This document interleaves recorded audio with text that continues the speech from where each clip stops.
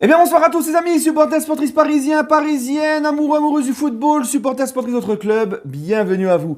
Les amis, écoutez, j'ai le plaisir de vous retrouver, comme le titre l'indique, petite vidéo. Est-ce que Sergio Ramos doit être titulaire face au Real Madrid?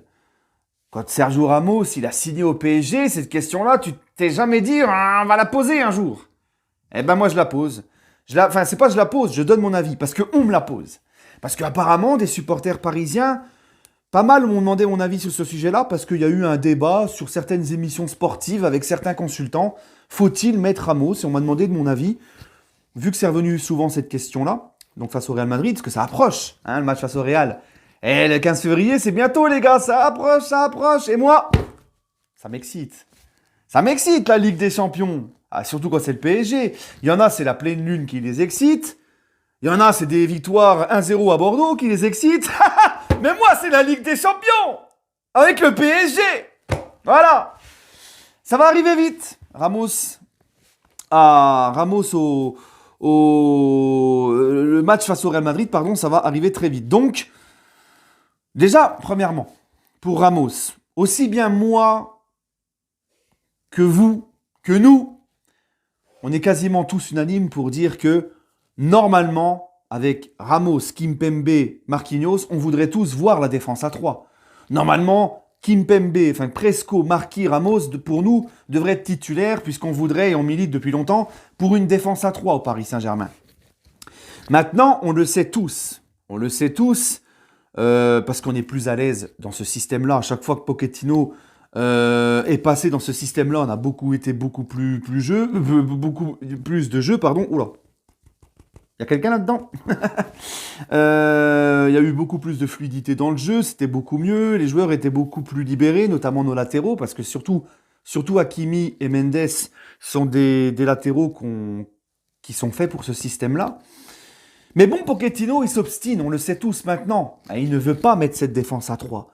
Donc, c'est pas face au Real comme ça qu'il va se dire, tiens, allez hop, ce soir on met la défense à 3. Parce que c'est un système qui se travaille, c'est un système qui demande du temps et tout, que tu prépares aussi sur les autres matchs avant. Donc Pochettino n'a jamais voulu le faire, il ne le fera pas. Pour moi, c'est mort, il n'y aura pas de défense à 3. Donc là, on va parler par rapport à une défense à 2. Donc deux défenseurs centraux.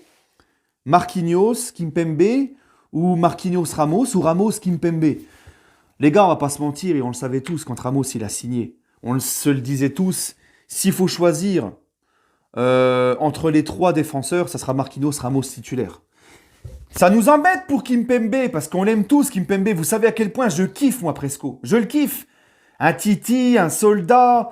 En général, dans les gros matchs, il a des références dans les gros matchs avec le PSG. En général, même s'il a des sauts de concentration, même si des fois il est instable, même si des fois il peut te faire une petite bêtise, un petit problème. Mais on sait tous, on le dit tous, Marquinhos, Ramos, titulaire, indiscutable. Pour moi, si on doit mettre une défense à 2 et que les deux sont dispo, pour moi, c'est Marquinhos, Ramos. Faut arrêter de faire du football. Faut qu'on arrête de faire du football romantique. Faut arrêter dans le football romantique avec les sentiments. Se dire ah ouais mais Kimpembe c'est un titi, ouais mais c'est un guerrier, il donne tout, c'est dégueulasse. Les gars, pour moi, Marquinhos, Ramos, c'est devant Kimpembe, Diallo ou Kerrer à ce poste. Je suis désolé. Même si encore une fois je vous le dis, je répète, je préfère Kimpembe. Maintenant la question c'est doit-on mettre Ramos sachant qu'il n'a pas beaucoup joué cette saison? Moi, je dis oui. Je dis oui, dans cette défense à 2 que Pochettino va certainement faire, je mets Marquinhos, Ramos. Et malheureusement, Presco sur le banc. Parce que, Marquinhos, c'est Marquinhos. Marquinhos, pour moi, à l'heure actuelle, il fait partie des 3 meilleurs défenseurs centrales au monde, si ce n'est même pas le meilleur, tu vois, pour moi. Mais ça, c'est un autre débat, c'est pas le sujet de la vidéo. Marquinhos, impossible, tu le mets sur le banc. Là, ça se joue entre Ramos et Presco. Ramos, les gars, le palmarès qu'il a, l'expérience qu'il a, le leadership qu'il dégage, ce qu'il transmet à son équipe sur le terrain. On le voit là quand il a joué à Saint-Etienne, quand il a joué la deuxième mi-temps face à Brest, tout le match face à Reims. D'ailleurs, c'est bizarre, on ne prend pas de but face à Brest, on ne prend pas de but face à Reims. Tu vois? Et on le voit, il dégage, il donne la confiance aux autres. C'est Marquis qui est capitaine, mais Ramos, tu l'entends, il replace beaucoup ses coéquipiers. Marquinhos est encore plus à l'aise avec lui. Ramos, il a une expérience incroyable. Il a 4 Ligues des Champions avec le Real, Coupe du Monde avec l'Espagne, il a gagné l'Euro avec l'Espagne. Il a tout gagné ce qui était possible de gagner en club et en sélection. C'est un gars qui a 36 ans, je crois. Hein, Ramos, 35-36 ans. Il connaît cet effectif du Real Madrid en plus sur le bout des doigts. C'est ses anciens coéquipiers. Il va avoir envie aussi, en quelque sorte, de prendre sa revanche parce que le Real Madrid ne lui a pas donné la prolongation qu'il voulait. On sait tous que Ramos, si le Real lui aurait offert la prolongation qu'il voulait, il ne serait pas au PSG, il serait resté au Real. Faut qu'on soit objectif 5 minutes. Donc il a aussi, je pense, cet esprit de revanche, de montrer au Real, regardez, vous n'avez pas voulu me donner ce que je voulais comme contrat, vous avez, entre guillemets, pas assez cru en moi, vous m'avez présenté une prolongation de 1 an, j'en demandais 2, etc. Vous n'avez pas confiance en moi. Je vais vous montrer que vous êtes trompé. Ça, c'est obligé, c'est dans le coin de sa tête. C'est sûr. Et connaissant l'esprit guerrier qu'il a. Donc voilà, c'est un mec. Je pense pas qu'il soit à court de forme, moi, Ramos, pour jouer ce match. Parce que Ramos a déjà loupé beaucoup de matchs cette saison.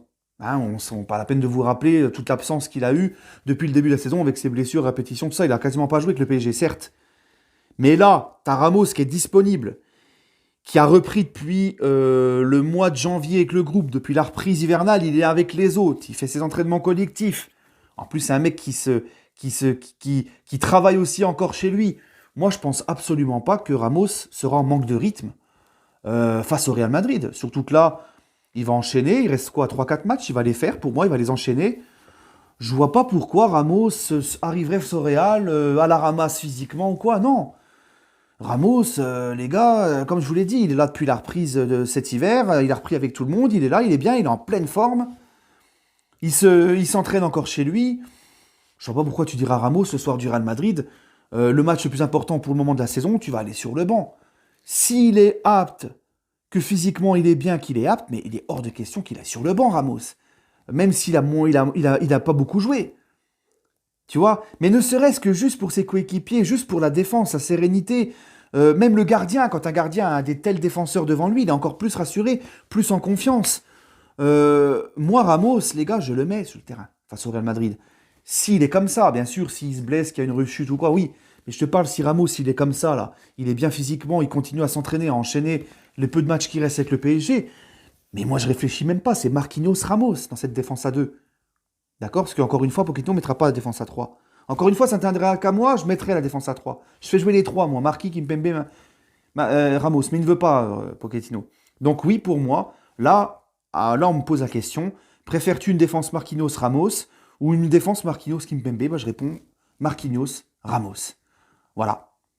Hein, par son leadership, son aura, son expérience. Dans le jeu aussi, les gars.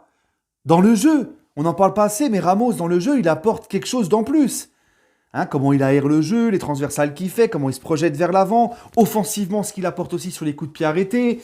Des fois, tu le vois, il est même dans un rôle, il est défenseur, mais des fois, il monte avec le ballon, t'as l'impression que c'est un milieu de terrain, puis il donne des caviars aux attaquants, il aère le jeu, il décale ses latéraux, la relance, tout ça. C'est une qualité que Presco, il n'a pas. Donc moi, les gars, oui, Ramos, moi, je le mets titulaire face au Real. Donnez-moi votre avis en commentaire, vous avez le droit de ne pas être d'accord avec moi. Et bref, allez, prenez soin de vous, les gars. Et allez, Paris.